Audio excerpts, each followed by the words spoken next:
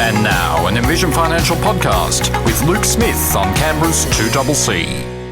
The man himself, Luke Smith from Envision Financial Services. Good afternoon. Good afternoon. Oh, we're all looking forward to the big NRL semi-final tomorrow night at GIO Stadium. Raiders and Sharks. Lots to look forward to. Awesome. And we'll be talking more about that later in the program. But right now, we're here to talk about something.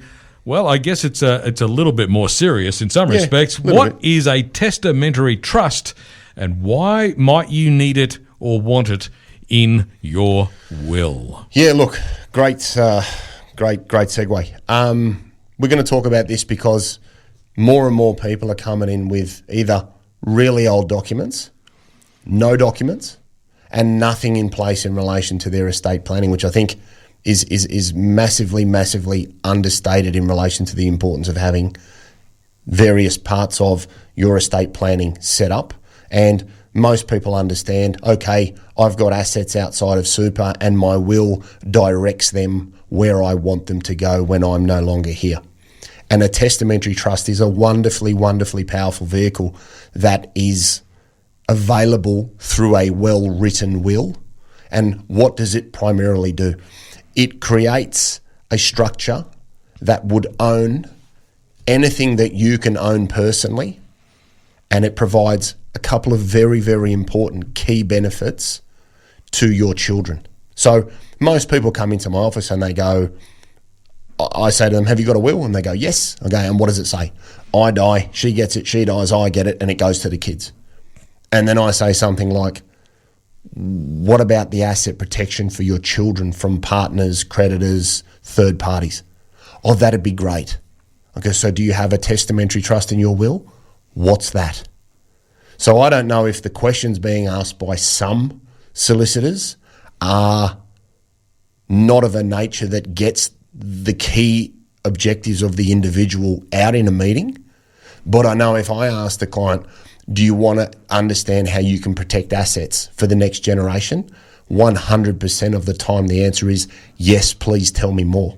Now, I obviously don't do this, but I then refer that work to lawyers that I know do good work and take clients through the use of this vehicle. But why would you have one? A testamentary trust is a legal vehicle that is created on your death through a well-written will. It holds the assets for the benefit of your beneficiaries. So I've got two little girls. My will says in the event that I die, my wife gets everything. If she's predeceased me because I start cooking with mushrooms, then it would go to my two kids. Now, the trust holds the assets for the benefit of my children. Why is that good? Because as a parent, we spend 98% of our working life trying to do something to help our kids in the future.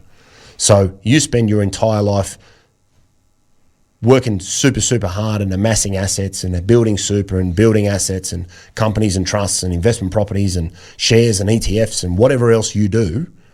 You want to leave it in a structure that can give some protection to your children. Because if one of my girls says, well, I don't like this boy anymore, and that boy says, well, you've just inherited this from your dad, I think I'll have a crack at it. My daughter will say, I didn't get anything. And legally she didn't, because it's tucked up here in the trust. And my view of the world, rightly or wrongly, has always been it's a lot harder to lose what you don't legally own. So that's the first big benefit of a testamentary trust. The second and most underrated benefit of a testamentary trust is that it is the only vehicle I know of that will allow you to distribute income to minors, and they get adult marginal tax rates. Now, why is that powerful? Because if my girls are 8 and 10 and assets were left in a trust, my daughters can receive distributions of income from that vehicle, and they get adult marginal tax rates at 8 and 10. Now, a testamentary trust, as far as I'm aware, is the only vehicle that lets you distribute in that manner, because a family trust has very strict distribution rules in relation to what goes to a minor, and anything over about $600 is taxed at 60+% in the name of a minor. So a testamentary vehicle... Hang on a minute. That's outright theft. What's the government doing taking money from children? Seriously. Let's have another show on that. But the Testamentary Trust allows you to distribute money to minors and take advantage of adult marginal tax rates. It's also handy from a creditor perspective, a bankruptcy perspective, and I think people need to get better help in the estate planning space. And I think some firms out there, and again, this is not a generality, I think some firms don't ask enough questions, because when I ask the client, how did the meeting go? They say, well, the solicitor asked me what I wanted. And I said, well, how do you ask for something you don't understand? Yeah. And their answer is, well, don't even know about. Exactly. Yeah. And they go, what do you want? Me to you, you to me, and to the kids. And that's what the document says. So I think there's huge value there to be provided to the community through taking a little bit more time and making people aware of this vehicle, because it is hugely underutilised and it is one of the most powerful estate planning vehicles out there, in my opinion. Yeah. And of course, when we're getting a will drawn up, obviously it's most sensible to get it drawn up by a lawyer. Totally. But it's important to remember there are lawyers and then there are lawyers. Correct. Because lawyers are not just generalists, they're often specialists. Correct. You'll have some lawyers that specialise in corporate law and some that specialise in criminal law. What you're looking for is one that specialises in family and estate planning law. 100%. And I couldn't agree more with that statement, because in the eyes of a lot of mums and dads, it's not that important. When you actually take some time to explain the benefits of a vehicle like this, I'm yet to have anyone sit in my office and go, no, I don't want that. Like, that hasn't happened in the last, I don't know how long. And I think it's just a sheer lack of understanding. And when you put some context around the value of that, because if you leave your assets to your children then have to declare all of the income in their name for the assets that you've left them. So let's make up a scenario and say my daughters are now 30 and they've got jobs and they earn 200 grand. I'll just make up a number, all right? If I leave them a house and it's in their name, they have to declare the rent. If I leave them ETFs and shares, they have to declare the dividends. If I left them a commercial property, again, they need to declare the rent. Whatever the asset is, the cash, the interest is in their name. Now, if they earn 100, 150, 200, whatever they earn, they've now got to add that to their marginal tax rate. So then they're going to get smashed. But if the assets are held in a testamentary trust, and my eldest has 2 kids, she can pass that income to those 2 children and use adult marginal tax rates at any age. So the tax benefit alone, when you look at that scenario, is 10 times whatever it would cost to get the document written correctly or your will upgraded. Because that value alone, let alone as a parent, the peace of mind that you can leave this earth and know that what you've spent your life working for is going to be left in a vehicle that offers better protection for your children. I think we've got an obligation as parents to do that and not to discount the severity of the testamentary trust and a will. We also need to keep in mind that if we go down this road and have our estate planning done properly, we then need to start thinking about the binding nominations in our super fund. Because here's where people get caught. They have a really well-written will and a really well-documented testamentary trust and all of that the lawyers do, because that's what they do. Fantastic. But if you don't change your binding nomination in your super fund, we know that a will doesn't control your super. So if you've got a binding nomination to your kids in your super, not to your estate, you could have a problem, because you've just leapfrogged this wonderful document and this wonderful trust and given the money out of super straight to your kids. So this is where lawyers can add massive value to people's broader legal situation, because you can have a will, you can have the use of a testamentary trust, you can have enduring powers of attorney. For me, all a must. And then where you have superannuation, you'd then want to get some advice from the solicitor and say, well, if we've got this wonderful bucket that can hold all this stuff, should we move our super into that bucket? And generally speaking, on the death of the last of you as a mum and dad, mum and mum, dad and dad, whatever, you pass that to the estate, and then it falls into that testamentary vehicle, which is absolutely fantastic. So you need to look at your assets and your structures in totality and get all of the water running into the one river. But you have to have a testamentary trust written into your will for your kids to be able to use it on your death. So it is something that I think is hugely underrated, and it's massively overlooked. And I think solicitors out there, and there are plenty of good ones that give this advice. And if you need one, ring my office. I'll put you in touch with someone that will tidy this up for you. No problems at all.